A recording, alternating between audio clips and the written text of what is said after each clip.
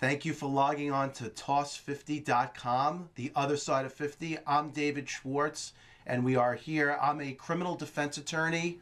I've been an attorney and a former prosecutor for 15 years, and we're here to interview legendary criminal defense attorney Ike Sorkin, the attorney who is most known today for representing Bernie Madoff.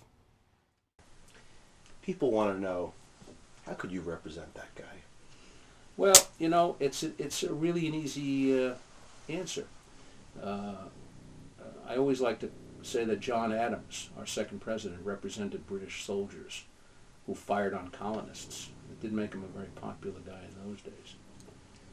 But defense lawyers have always represented the despised, the vilified, the lowest level of society, and in so doing, by defending people who do bad things, we protect people who don't do bad things. Because the same rights that apply to the innocent will apply to the guilty. The same rights that apply to people who are charged but didn't do a bad thing apply to the people who are charged who did do bad things.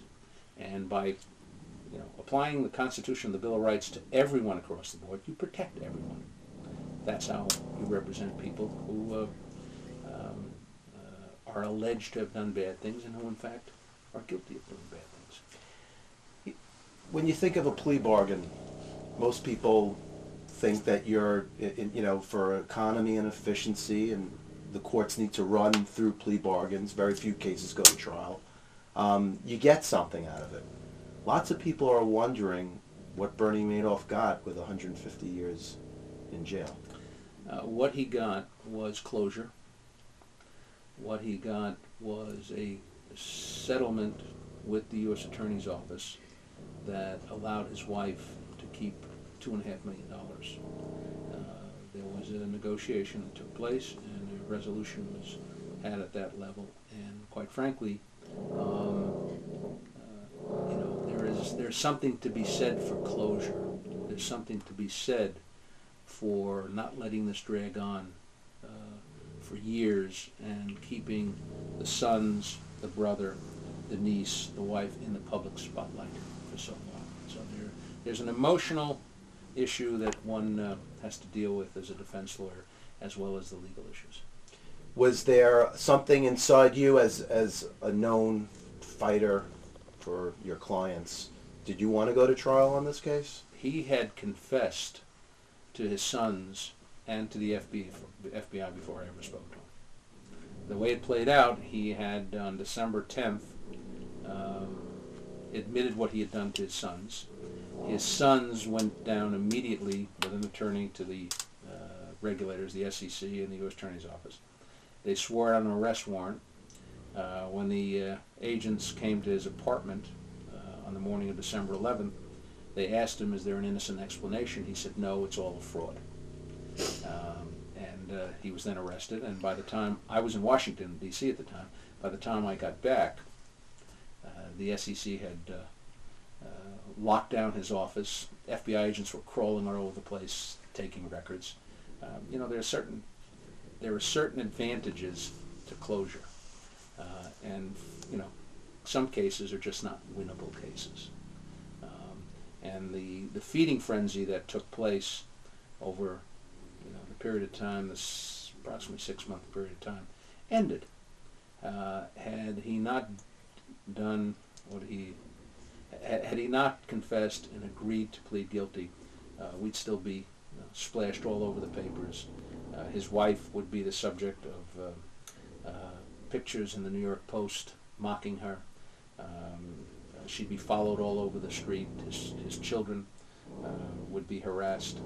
There's some advantage to putting an end to that. And he recognized that. And you've been pretty outspoken on the ultimate sentence that the judge handed down, 150 years. That is, the sentence is being appealed. No, it's not being appealed. Again, he's 71. He was 71 years old at the time of the sentence. The argument could be made that the 150 years was excessive and unreasonable, and let us assume we knock it down to 100 years. He's not going to get out of jail at the age of 171. Right. And again, the appeal would, again, keep it in the spotlight. Sure. So how's he doing right now? He's doing okay. I saw him about a month ago, and he's doing fine. Where is he now? He's at a place called Butner in Butner, North Carolina. There's a federal correctional facility down there. Has a very good medical facility. It's a medium 1 security prison. And I think, quite candidly, when he confessed, he knew he was going to spend the rest of his life in prison, and that was a given. Now, many of the victims of this Ponzi scheme are your neighbors or people in the community in which you live. In fact, you probably know many of the people that have been hurt by him personally. How do you strike that balance? It's difficult, but when people ask me how can you represent them, I say, suppose I was an emergency room doctor, and he was, he had a heart attack, or he was in an automobile accident, and he was wheeled into the emergency room, and someone said, "That's Bernie Madoff." I don't think there's a nurse or doctor in there who would say, "Oh, we can't treat him. He's a bad guy." It just doesn't work that way. That's not the way the system works. If you recall a little bit of history,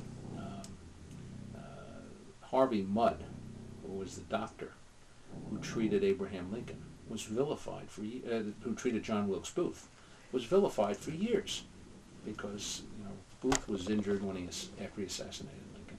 He was vilified, but a doctor took an oath, and I think only in the last 10 or 20 years has his name, the criticism of him he's been absolved. It's troublesome, but I had a job to do, and I had a responsibility to the Constitution and the Bill of Rights, and to do what I do. And it's unfortunate that people I do know did suffer losses. How do you want to be remembered as an attorney? I haven't even thought about that. But, the likelihood, or people know you now as Bernie Madoff's lawyer. Obviously, you've had such a rich career before you even represented Bernie Madoff. Does that bother you at all, that people will probably remember you as Bernie Madoff's lawyer? No, I would do it again. I mean, look. As opposed to a lot of the other things that you've done in your career. Look, no.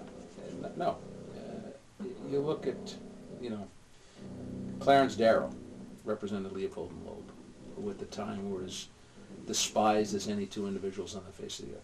Edward Bennett Williams, a great trial lawyer, represented Vito Genovese, who was alleged to have been head of the family that introduced heroin into the United States.